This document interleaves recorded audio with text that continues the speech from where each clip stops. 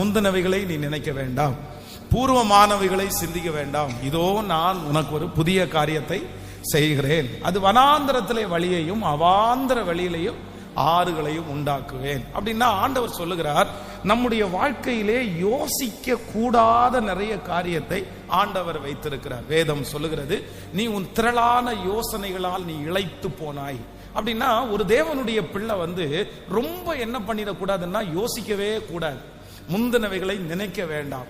சில காரியத்தை குறித்து ஆண்டவர் ரொம்ப ஸ்ட்ரிக்டா சொல்றாரு, நீ அதை நினைக்காத, நீ அதை நினைக்காத, நீ அதை நினைக்கிறதுனால ஒண்ணுமே நீ அடைய முடியாது, நீ அதை நினைக்கிறதுனால போனது உனக்கு திரும்பி வராது, நீ நினைக்கிறதுனால நீ ரொம்ப சிக்காயிருவ, நீ நினைக்கிறதுனால நீ ரொம்ப வெளிஞ்சு போயிருவ. இப்படி ஆண்டவர் மனிதனுடைய யோசனைகளை குறித்து வேதத்துல நிறைய காரியத்தை ஆண்டவர் எழுதி வைத்திருக்கிறார்.